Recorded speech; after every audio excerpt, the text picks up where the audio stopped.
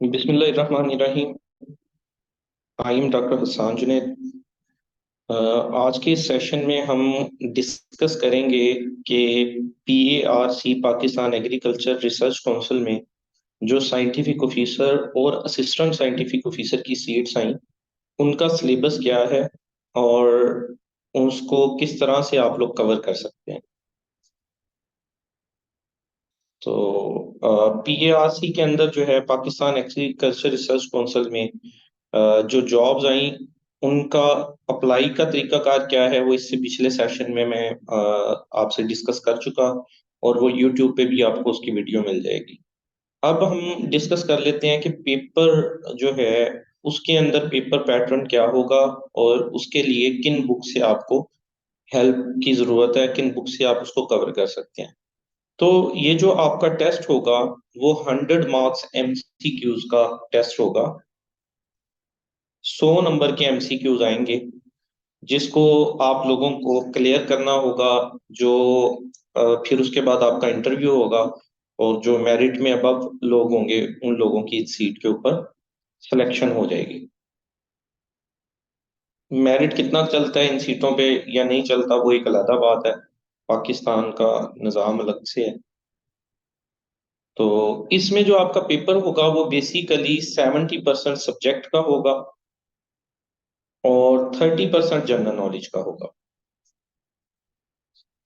इससे पहले एक वीडियो मैंने बनाई थी, उसके अंदर मैंने सब्जेक्ट में आपको शायद ये एएसओ में ये कह दिया था कि मिक्स्ड पेपर होना है। हालांकि ऐसा नहीं होगा।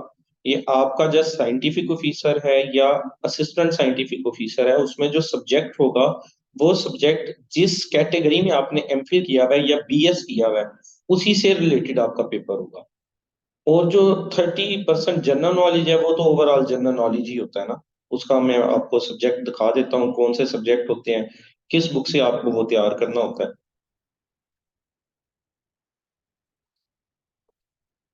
तो सिचुएशन वेकेंट जो इनकी आई सीटें आई वो हमने देखा साइंटिफिक ऑफिसर की 180 सीट्स हैं और असिस्टेंट साइंटिफिक ऑफिसर की जो है वो 60 सीट्स हैं।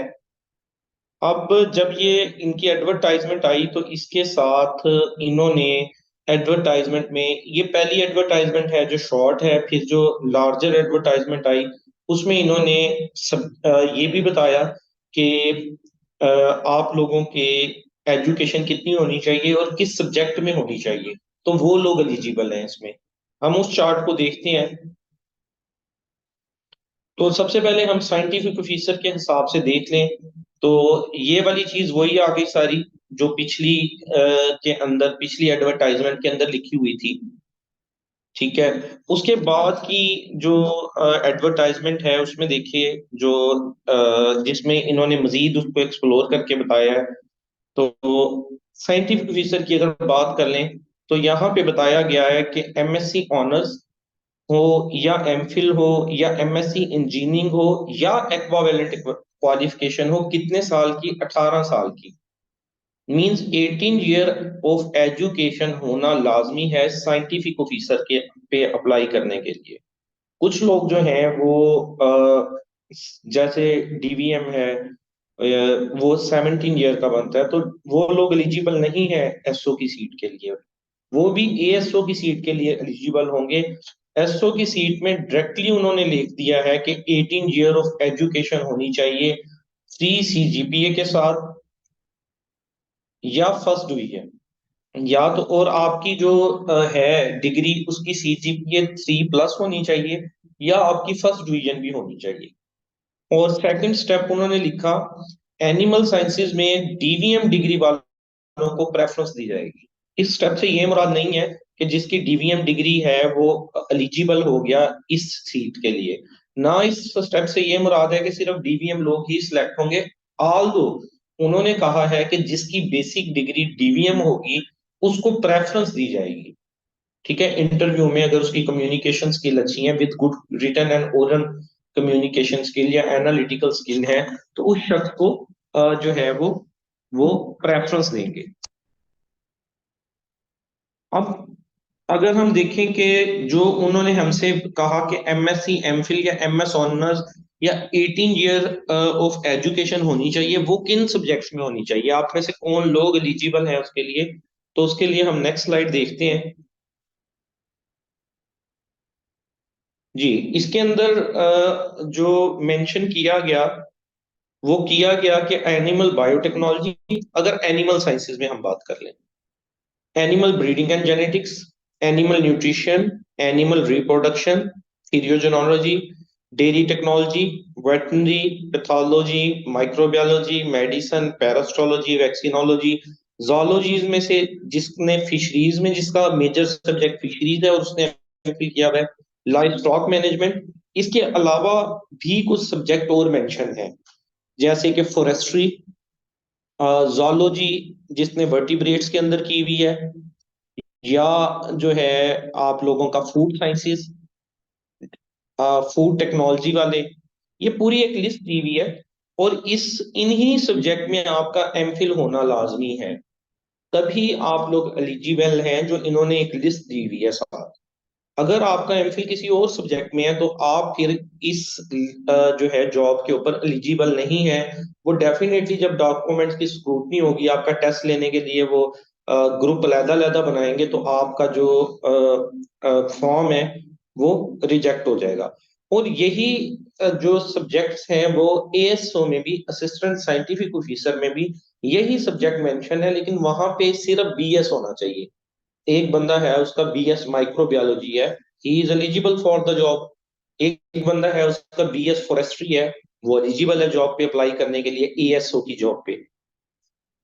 जो साइंटिफिक ऑफिसर की जॉब है वहां पे 18 ईयर ऑफ एजुकेशन, जो एएसओ की जॉब है उसमें बीएस 16 ईयर, आपका अगर बीएस है तो आप लोग एलिजिबल हैं। सब्जेक्ट मेंशन है, उन्हीं सब्जेक्ट में आपका होना चाहिए। अब अगर सिलेबस की बात कर लें, पेपर की बात कर लें, तो इसमें जो आपका पेपर होगा वो दो पोर्शन पे मुश्तमिल होगा। एक आपका सब्जेक्ट में से 70 मार्क्स का पेपर आएगा, 70%, और जनरल नॉलेज का आपका 30% आएगा। अगर पेपर 100 मार्क्स का होगा, मोस्ट प्रोबेबली 100 मार्क्स का ही होगा, तो 70 एमसीक्यूज आपके सब्जेक्ट के होंगे और 30 एमसीक्यूज आपके जनरल नॉलेज के होंगे। अगर पेपर वो 50 मार्क्स का बना देते हैं, तब भी प्रपोर्शन यही रहेगा, सब्जेक्ट का 70% मतलब 35 एमसीक्यूज आपके सब्जेक्ट में से होंगे और 15 आपके जनरल नॉलेज में से हो जाएंगे। इस चीज से फर्क नहीं पड़ता कि पेपर 50 नंबर का हो, 100 नंबर का हो, या 200 नंबर का हो। वैसे मोस्ट प्रोबेबली आपका पेपर 100 नंबर का होगा, जिसमें 70 आपके सब्जेक्ट के होंगे और 30 जनरल नॉलेज के होंगे। अब इसमें से जो सब्जेक्ट पोर्शन है उसको तैयार करने के लिए डेफिनेटली एक वाइड वैरायटी है। जो आप लोग डिफरेंट फील्ड्स के अंदर हैं, कोई बंदा माइक्रोबायोलॉजी का है, कोई फॉरेस्ट्री का है, कोई एग्रीकल्चर का है, तो हर किसी का जो तैयार करने के लिए कोर्स कंटेंट है वो डिफरेंट है। इसको तैयार करने के लिए आप लोगों को क्या करना है कि जिन बुक से आप लेक्चरर की तैयारी करते हैं ना, आमतौर पे मेरी एक्सपर्टीज है डीवीएम में, ठीक है, डॉक्टर ऑफ वेटरनरी मेडिसिन में। उसका तो मुझे पता है कि पास पेपर्स जो हैं, और एग्रीकल्चर के नहीं, इसके आपको पास पेपर्स नहीं मिलेंगे। अक्सर स्टूडेंट मुझे कहते हैं ये सीटें देखें कभी कभार आती हैं, ऑटोनोमस बॉडी है, तो आम तौर पे बहुत मुश्किल है कि आपको इसके पास पेपर मिल जाए। ठीक है, कंट्रैक्ट बेस्ड जॉब आती रही है, तो जो अगर जोलॉजी में फॉर एग्जाम्पल आती रही है, पिछले एक दो या तीन दफा आई हैं, तो किसी ने इसके पास पेपर नहीं इकट्ठे किए हुए। तो इसके लिए लाजमी भी नहीं है कि आप इसके पास पेपर्स को स्टडी करें, पास पेपर आप लेक्चरार वाले को स्टडी कर लें। लेक्चरार की डोगर यूनिक की हर सब्जेक्ट की बुक मिलती है, सब्जेक्ट को कवर करने के लिए आप वो बुक ले लें। इसके अलावा जो आपके एजुकेशन है उसके जो बेसिक कंसेप्ट हैं उसको तैयार करें। एमसीक्यू पेपर चाहे वो पाकिस्तान एग्रीकल्चर रिसर्च काउंसिल का है, चाहे आपका लेक्चरार का है, चाहे आपका टीचर का है, या जो भी आपका सब्जेक्ट बेस्ड जॉब का पेपर आता है, उसके अंदर जो क्वेश्चनिंग होती है वो एक ही तरह की होती है। तो इसके लिए रिकमेंडेड ये है, जो डीवीएम से अदर देन सब्जेक्ट है, वो इसके लिए डॉगर्स यूनिक वालों की बुक ले लें, या कारवान वालों की बुक मिल जाती है वो ले लें। एक तो वो ले लें। दूसरे नंबर पे जो पास पेपर्स अवेलेबल हैं लेक्चरार के पास ईयर्स में, चाहे वो पीपीएससी के हैं चाहे वो एफपीएससी के हैं, उनको स्टडी करें। ये लाजमी नहीं है कि आप कहें नहीं जी मैंने तो पाकिस्तान एग्रीकल्चर रिसर्च काउंसिल के ही पास पेपर स्टडी करने हैं, वो आपको मार्केट में नहीं मिलेंगे। बाकी सब्जेक्ट जो डीवीएम से रिलेटेड है उसके लिए मेरी अपनी लिखी हुई एक बुक है, वेट कैप्सूल 2024। वो जो लोग डीवीएम के स्टूडेंट हैं उनको इस चीज का पता है। उसमें सारे सब्जेक्ट्स का अलग अलग पास पेपर्स का निचोड़ निकाल के उसमें पास पेपर भी ऐड है, इंटरव्यूज भी ऐड हैं, और जिन सब्जेक्ट्स को हमने कवर करना होता है, जिन पोर्शंस को कवर करना होता है। आपकी डिग्री देखें इतनी बड़ी होती है, 4 साल की बीएस अगर है, और एमफिल है तो वो 6 साल आपके बन जाते हैं। तो आप सारी डिग्री तो पढ़ नहीं सकते। तो आपने कोशिश करनी होती है सिर्फ उन एरियाज को पढ़ने की जिनमें से एग्जामिनर पेपर बनाता है।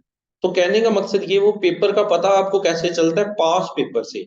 तो पास पेपर चूंकि पीआरसी के अवेलेबल नहीं है, तो आप अपनी फील्ड के लेक्चरार के, असिस्टेंट डायरेक्टर के, या जो जो भी पेपर अब तक हो चुके, पीपीएससी एफपीएससी एनटीएस, उन पास पेपर्स की हेल्प लेंगे।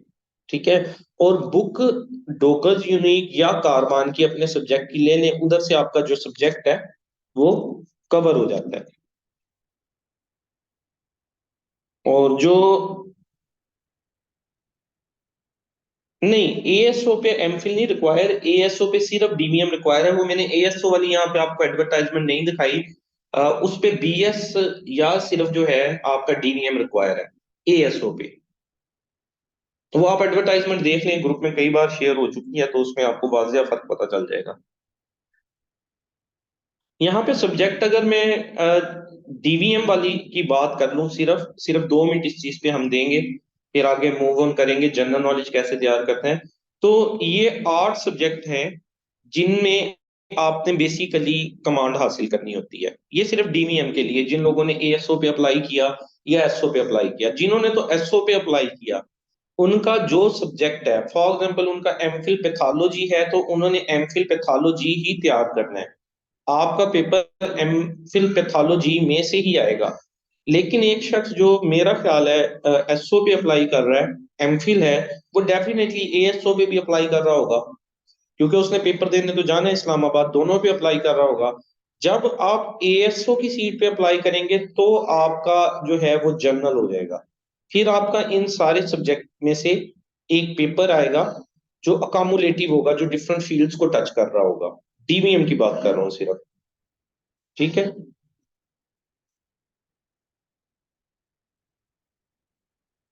अगर आप जनरल नॉलेज के पोर्शन की अगर हम बात कर लें, तो जनरल नॉलेज के बारे में मैं वाजिया आपको क्लियर कर दूं कि ये बहुत एक वास्ट फील्ड है।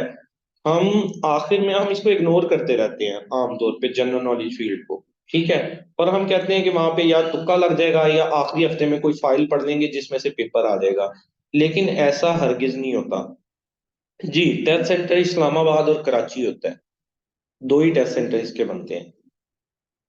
तो जनरल नॉलेज पोर्शन के लिए आपको जो है वो 8 से 9 सब्जेक्ट्स को कवर करना होता है, जिसमें आपका एवरीडे साइंस आ जाता है, इस्लामिक स्टडीज आ जाती है, पाकिस्तान अफेयर आ जाता है, करंट अफेयर आ जाता है, इंग्लिश आ जाती है, मैथमेटिक्स आ जाती है, उर्दू आ जाता है, कंप्यूटर आ जाता है, ज्योग्राफी आ जाती है। ये तकरीबन 9 सब्जेक्ट आपके बन जाते हैं। और इसमें ऐसा हरगिज नहीं है कि कोई फाइल हो 1015 से एमसीक्यूज की जिसकी मदद से आपका जनरल नॉलेज प्रिपेयर हो जाए। जनरल नॉलेज की आपको फुल फ्लेज प्रिपरेशन करनी पड़ती है 2 तरीकों से। एक, आपको पास पेपर्स पढ़ने पड़ते हैं। ठीक है। और उसके लिए और एक आपको सब्जेक्टिव तौर पे तैयारी करनी पड़ती है इसकी ना। उसके लिए मैं आपको बुक्स बताता हूँ।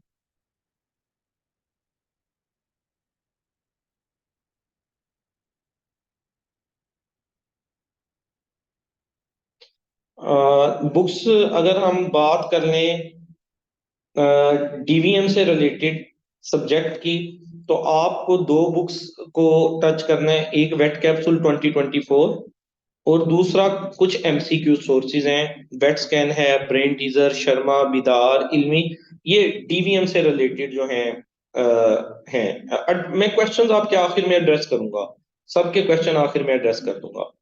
ठीक है। तो ये तो चूंकि हमारा डीवीएम अपना सब्जेक्ट है, तो इसका वेट कैप्सूल बुक लिखी हुई है और उसमें पास पेपर्स भी मौजूद हैं। और इसके अलावा कुछ सोर्सेज इस तरह है, फॉर एग्जांपल अगर एक पैथोलॉजी का स्टूडेंट है तो वो इन सारे सोर्सेज में से सिर्फ पैथोलॉजी के एमसीक्यूज को अच्छे से स्टडी कर ले, जो एसओ के ऊपर अप्लाई कर रहा है।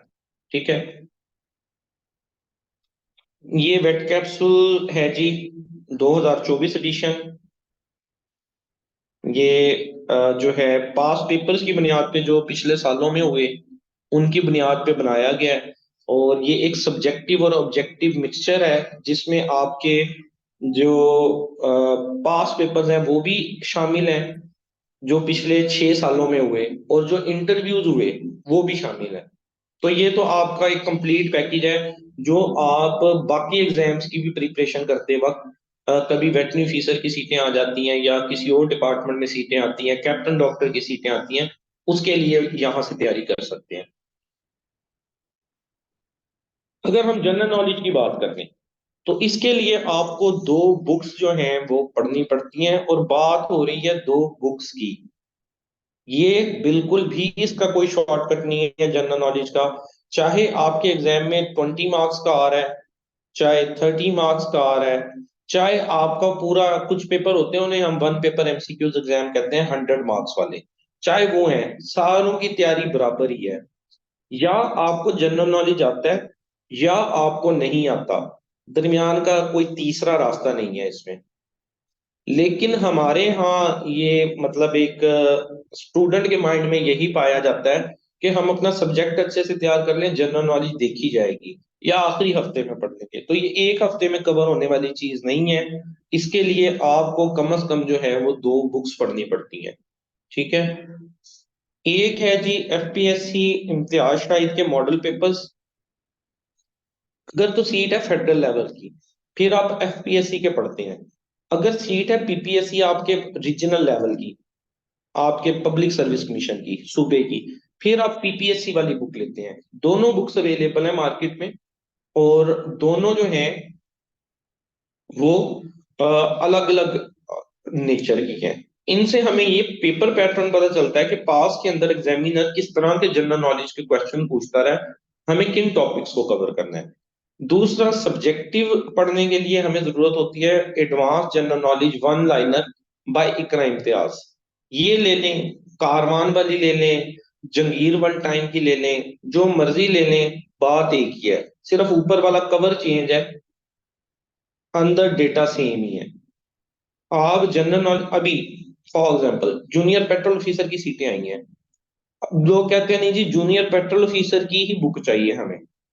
आप यकीन करें सिर्फ उसका कवर चेंज होगा, अंदर मटेरियल जीके बेस्ड ही होगा। आपकी इंटेलिजेंस ऑफिसर की सीटें आई, क्योंकि मेरे जो स्टूडेंट मैसेज करते रहते हैं वो कहते हैं सर वो इंटेलिजेंस ऑफिसर की ही बुक चाहिए। हालांकि जनरल नॉलेज कवर करने के लिए यही बुक्स हैं। हाँ, सीट चेंज होती है, पब्लिशर क्या कहते हैं कवर चेंज करके बाकी बुक का ऐसे ही रखते हैं। जब मैं न्यू न्यू था इस फील्ड में, मुझे 6 साल हो गए, तो मेरा भी यही हाल होता था। मैं ऑनलाइन बुक्स वगैरह मंगवा लेता था, ऑनलाइन बुक्स मिल जाती हैं, अब भी मिल जाती हैं। तो वो जब बुक आनी तो पता चलना सिर्फ कवर ही चेंज है, पहला सफा और मेन सफा, अंदर वाली सारी चीजें वही 8 9 सब्जेक्ट का डेटा दिया हुआ है, क्योंकि पेपर ही उन 8 9 सब्जेक्ट में से आना है। सीट का नाम चेंज होने से जनरल नॉलेज ने चेंज नहीं हो जाना। खैर, इस चीज की तसल्ली करने के लिए कि बंदा कहता है नहीं मुझे वही सीट चाहिए, तो वो मार्केट में अवेलेबल होती हैं। अगर आपने दोबारा से बुक खरीदनी है 1000 1500 की, तो दोबारा से खरीद लिया करें, उससे में मतलब आपकी मर्जी है। तो बाकी जनरल नॉलेज पढ़ने के लिए पाक एमसीक्यू और टेस्ट पॉइंट डॉट पी के ये दो बेहतरीन वेबसाइट्स हैं। एप्लीकेशंस भी हैं मोबाइल में ये अवेलेबल प्ले स्टोर पे, और आपकी ये वेबसाइट्स भी मौजूद हैं। इनसे आप जनरल नॉलेज के 8 के 8 सब्जेक्ट जो हैं वो तैयार कर सकते हैं। ठीक है जी। और जनरल नॉलेज के मेरे बैच भी चल रहे होते हैं। और हर टाइम ही चल रहे होते हैं, मतलब दो दो तीन तीन बैच मेरे चल रहे होते हैं, कोई किसी भी टाइम जनरल नॉलेज की तैयारी के लिए मुझे ज्वाइन कर सकता है। ठीक है। और सेकंड नंबर पे अब मैं आप लोगों के क्वेश्चन एड्रेस कर देता हूँ, रुकिए।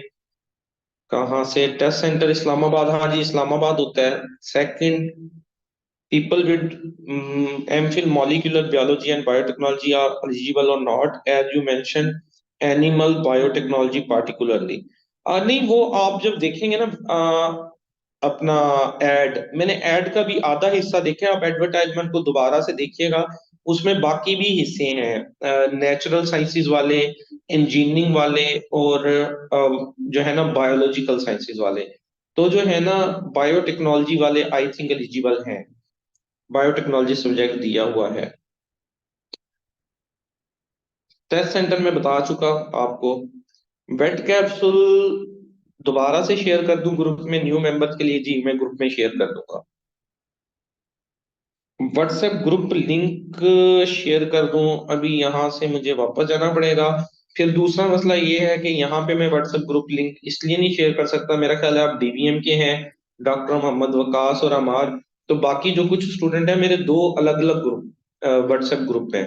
फ्री वाले भी हैं, पेड सेशन वाले अलग हैं। फ्री वाले में जो जनरल नॉलेज के हैं वो अलग उसका लिंक है, जो डीवीएम का है उसका अलग लिंक है। तो डीवीएम वाले में सिर्फ अगर डीवीएम वाले हों तो ही मेरा ख्याल बेहतर है। तो मुझे इनबॉक्स कर दीजिएगा, आपको उसका लिंक मिल जाएगा। और जिसको जनरल नॉलेज का लिंक चाहिए वो भी इनबॉक्स कर दे, उसको जनरल नॉलेज वाले ग्रुप का लिंक मिल जाएगा।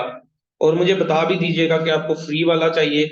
जो फ्री वाला है उसके अंदर बुक्स मटेरियल सारी चीजें अवेलेबल होती हैं। जो पेड वाले हैं उसमें हमारे ऑनलाइन लेक्चर्स होते हैं, उसका तो जाहिर बात है वो फिर अलहदा लेक्चर्स मेरे पेड होते हैं। ये चीज पहले डिस्कस हो गई सिफत हसन के लास्ट डेट है कल।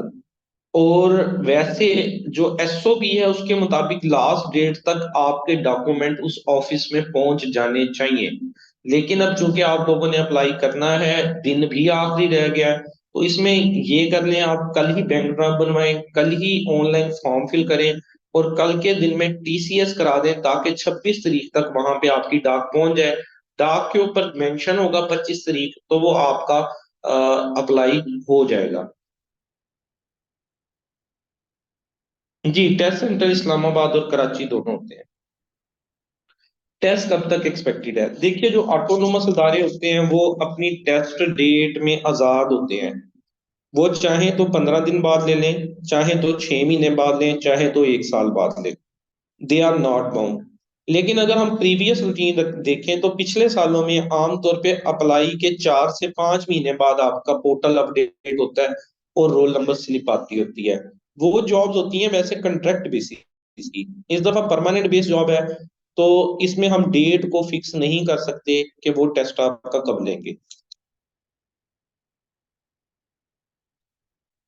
नहीं जी, एमफिल पोल्ट्री प्रोडक्शन एलिजिबल नहीं है, और पोल्ट्री प्रोडक्शन का सब्जेक्ट एमफिल का उन्होंने नहीं लिखा हुआ।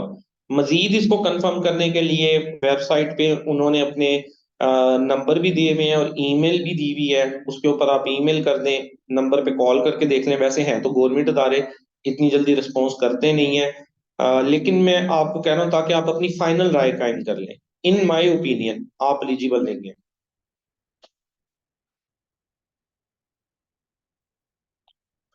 जनरल नॉलेज से हटकर बाकी प्रिपरेशन आप अपनी फील्ड से, हाँ जी जनरल नॉलेज से हटके जो आपका सब्जेक्ट है आपने उसी की तैयारी करनी है, आपका पेपर उसी सब्जेक्ट में से आएगा। जी वो शेयर हो जाएगा वेट कैप्सूल। जी ऑनलाइन बुक अवेलेबल है, बार बार ग्रुप में भेज चुका। इन दो बुक का जो मैंने बताया ये दोबारा भी ग्रुप में भेज दूंगा। असल चीज मटेरियल या ग्रुप की नहीं है, असल चीज पढ़ने की हमारी अपनी डेडिकेशन की है। हम पढ़ते नहीं है, हम मटेरियल इकट्ठा करते रहते हैं। ऑनलाइन भी अवेलेबल है, आपको पीडीएफ में मिल जाएंगी। पीडीएफ में नहीं पढ़ सकते, आप किसी दूर देहात विलेज में बैठे हैं तो ऑनलाइन बुक्स घर के डोर स्टेप पे भी पहुंच जाती हैं। इल्मी वाले हैं, बुक्स एंड बुक्स वाले हैं, आप उनको ऑनलाइन पेमेंट करते हैं, विद इन 1 वीक आपके डोर स्टेप पे बुक्स आ जाती हैं। तो बुक्स आपको मिल भी जाएंगी, लेकिन असल चीज होती है आपका अपना पढ़ना। रिटर्न टेस्ट कब कंडक्ट होगा इसका मैं ऊपर जवाब दे चुका। ऑटोनोमस अदारा है, जब मर्जी उनका दिल करे, चाहे तो 15 दिन बाद ले लें, चाहे तो 6 महीने बाद लें। एमफिल फार्माकोलॉजी, वो मेरा ख्याल है कि सब्जेक्ट्स में मेंशन नहीं है। एक दफा दोबारा सब्जेक्ट्स देख लीजिएगा, इतना तो काइंडली कर लें। वो एडवर्टाइजमेंट खोल लें, आपको अपना एमफिल पता है, अगर वहां लिखा है तो एलिजिबल है, अगर नहीं लिखा तो नहीं एलिजिबल। इसमें सीधी सी दो राय नहीं है कोई। इंटरव्यू के ऊपर मेरे यूट्यूब चैनल के ऊपर आप सर्च करें, general knowledge with doctor Hasan, how to prepare interview, वहां पे आपको पूरी वीडियो मिल जाएगी उसके ऊपर। ये वन लाइनर इसका जवाब है ही नहीं। नेक्स्ट। जी, अगर आपका रिप्रोडक्शन में एमफिल है और आपने सिर्फ एसओ पे अप्लाई किया है, तो आप सिर्फ अपना रिप्रोडक्शन का सब्जेक्ट तैयार करें। लेकिन अगर आपने साथ एएसओ पे भी अप्लाई किया है, तो फिर आपका डीवीएम बीएस किसी भी सब्जेक्ट में पेपर हो सकता है। उनकी मर्जी है, आपकी रोल नंबर स्लिप जब आएगी तो ब्रैकेट में लिखा होगा किस सब्जेक्ट में पेपर होगा। अब वो हमें पहले नहीं पता कि किस सब्जेक्ट में होना है। डीवीएम के अंदर के सब्जेक्ट्स की मैं बात कर रहा हूँ, एएसओ के लिए। तो वो जब रोल नंबर स्लिप आती है तभी पता लगता है। हो सकता है वो आपसे लाइफ स्टॉक मैनेजमेंट लिख दें ब्रैकेट में एएसओ के लिए, हो सकता है वो मेडिसिन लिख दें, हो सकता है वो न्यूट्रिशन लिख दें।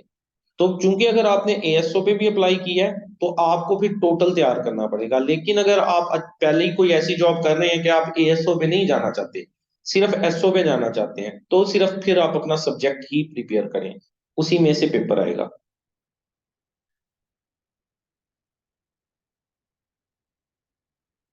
ठीक हो गया जी।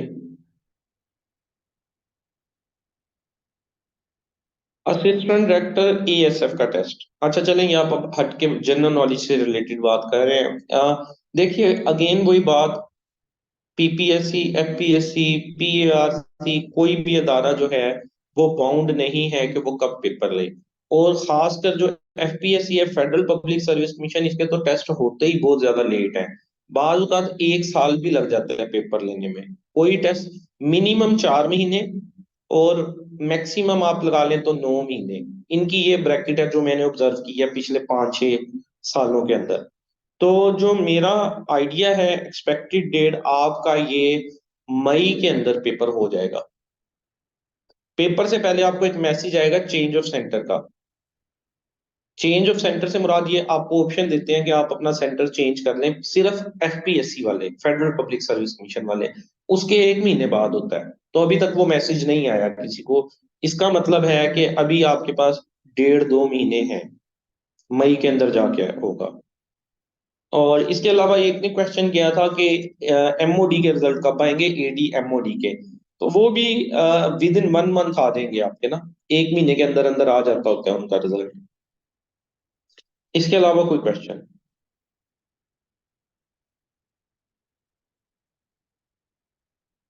जी, अभी उसको जनवरी में आपने अप्लाई किया था, ये मार्च चल रहा है, 2 महीने तो कुछ भी नहीं है एफपीएससी के आगे। कम से कम भी 4 महीनों बाद लेते हैं, और 9 महीने तक भी जा सकते हैं। अभी तो वो नवंबर में जो एडी आईबी का अप्लाई किया हुआ है, उसका भी टेस्ट नहीं हुआ। इससे पहले एडी आईबी की जॉब आई थी, असिस्टेंट डायरेक्टर इंटेलिजेंस ब्यूरो, उसका भी अभी तक टेस्ट नहीं हुआ।